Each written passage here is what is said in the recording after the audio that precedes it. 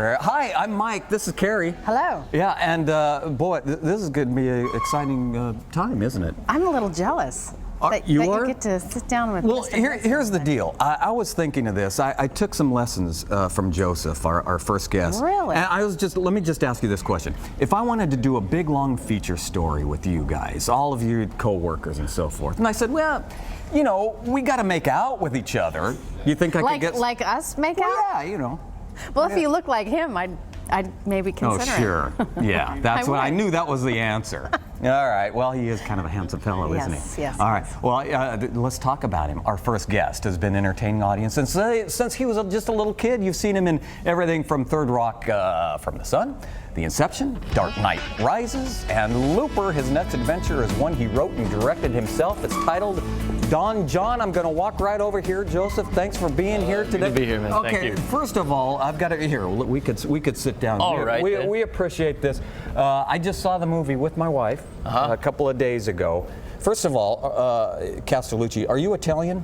No, I'm not Italian. You're not? No. Well, you sure play it convincing. Thanks. I asked, Tony Danza, who plays my dad. I was just about to say. I asked him, I said, what do you think? You think I could play Italian? He said, absolutely, you could be anything.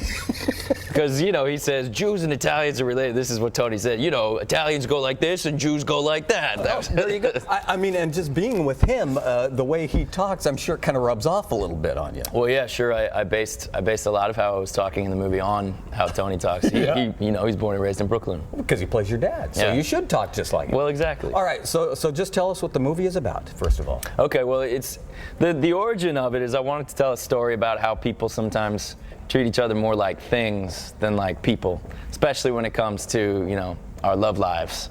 And so I thought a story about a relationship between a guy and a girl, and the guy watches too much pornography and the girl watches too many romantic Hollywood movies would be a funny way to sort of get at these questions of like how are our expectations affected by things we see in the media, and how does that lead us to sometimes treat each other more like objects, like things, than like people. God, and we're looking at obviously some clips from it, but I'm curious how you see your character as one who has a personality flaw or an addiction. Yeah.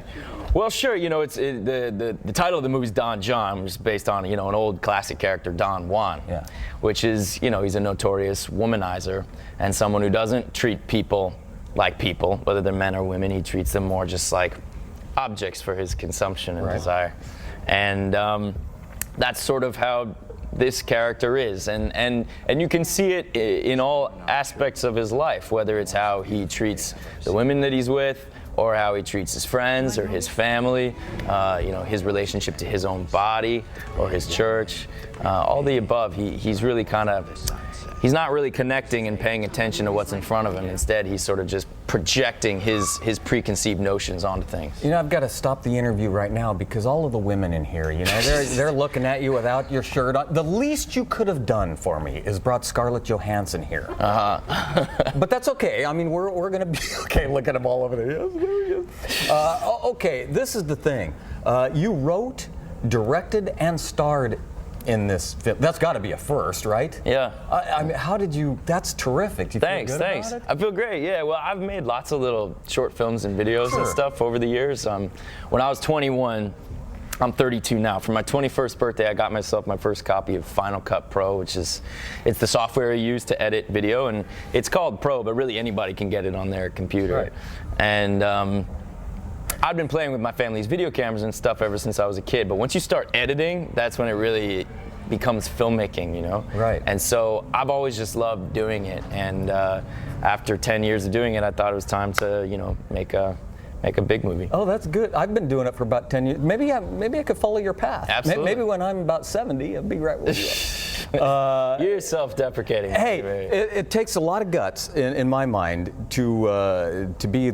Is it okay to call you a lounge lizard in the movie? Sure. I like that, man. Yeah. You got a good old-fashioned feel to you. Well, I like that. Well, lounge thanks. lizard. I That's like, appreciate. And who's addicted to porn? That takes a lot of guts. Did you obviously were thinking of that when you made it, right? Sure.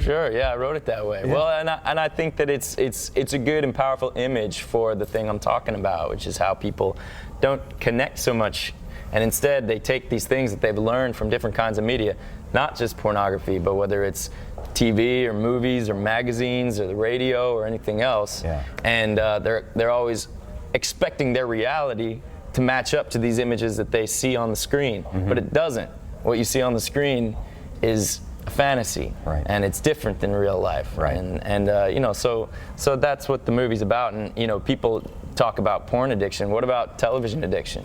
What about just any kind of media? You know, we all watch so much media all the time. It could be just about anything. Okay, hey you guys, could you take notes on this, because I want to know, you got to cuddle with a lot of women. Cuddle. And I just wondering, you know, when you go up to somebody, like I was trying with Carrie, my co-host, just a minute ago. I noticed. Yeah. Hey, I want to make a little movie. Can you be in it with me? And you know, by the way, we're gonna make out. How did that go over?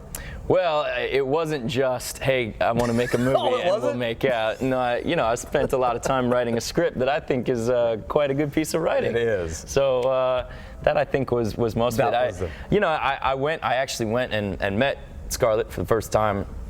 I had written this script with her in mind. I really always envisioned her playing this part. And she was in the middle of shooting The Avengers at the time. And I flew to Albuquerque because I wanted to personally, you know, talk to her about what the story's about and hand her the script. And I was fortunate enough to get to do that. And we had a really great conversation about how media plays into, you know, these expectations of what a man is supposed to be, or what a woman is supposed to be, or what love is supposed to be, or what sex is supposed to be. And I think she was really intrigued with the story that I wanted to tell. And then she read the script and she liked it, so she wanted to do it. I was really flattered, and I'm just so happy that she did it. I don't know what I would have done if she hadn't wanted to do it, because I wrote it with her in mind. Well, she was terrific in it. Isn't she so good in it? Yeah, and I think, I don't know what this clip is, but we could take a look. Here's a little clip from Don John. Roll that videotape. Why'd you say yes to me? I'm just gonna have to wait to find out. All right, I got time.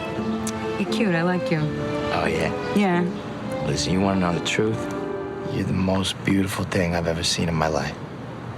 Oh, yeah. Hey, it couldn't have been a better clip right there. What inspired you to make this movie? Was it personal experience, friends?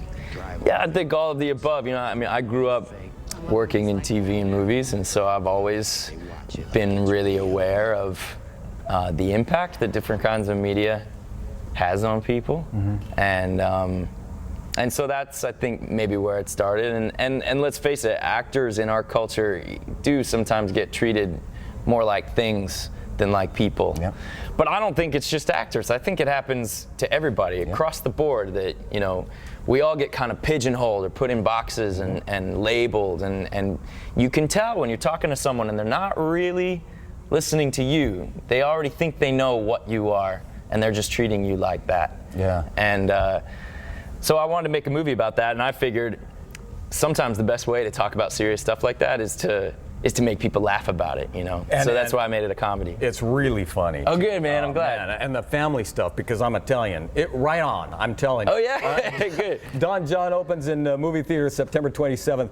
Joseph, thanks for stopping by. It's been a pleasure. Thanks very much. Love the movie. Okay, Colleen, you've got to go see the movie. It comes out on the 27th. Of course. And Mike, I know you wanted Scarlett, but Joseph, we wanted you. Yeah, I know. So, I appreciate that. That's the problem. Women win this morning here on GMT. Oh, we got a couple of rounds of applause. Alrighty, let's get straight to Doppler Net out there. Get a quick check of the forecast. It's not going to be as good as that interview, but we'll try. Sunny skies out there.